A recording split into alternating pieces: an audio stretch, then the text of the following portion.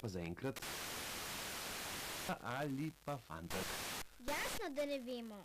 Kako to misliš? Kaj pa ti veš o tem? To vemo vsi v razredu. Kaj veste? To, da če jajčecu zrastejo jajčka, je fantek, če ne, je pa punčka. Vam to učitelji povedo? Ne, kje pa? Včasih kdo prinese v šolo kakšno zanimivo knjigo. Potem jo pogledamo in veliko zvemo. No, upam, da se veseliš dojenčka. Ja, zelo sem vesela. Čeprav vaju moram opozoriti, da je z novim otrokom tudi precej dela. In včasih po noči tudi joka. Ampak bom z veseljem potrpela. Pravi, da bo potrpela. Kje je pa tisto navdušenje, ki ga je obljubljal zdravnik?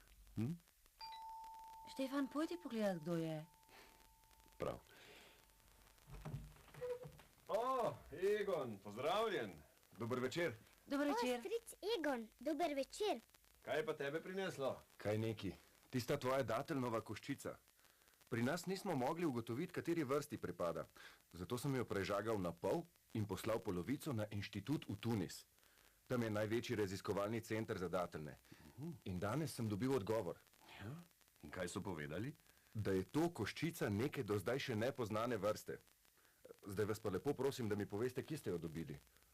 Našla sem jo v Majini posteli. Kako pa je prišla tja? To moraš povprašati njo. Maja, bodi prosim tako prijazna in se poskusi spomniti. Veš, meni bi to ogromno pomenilo.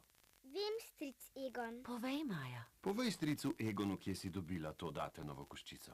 Ne vem, če se bom spomnila. Zdaj pa se grem igrati v svojo sobo.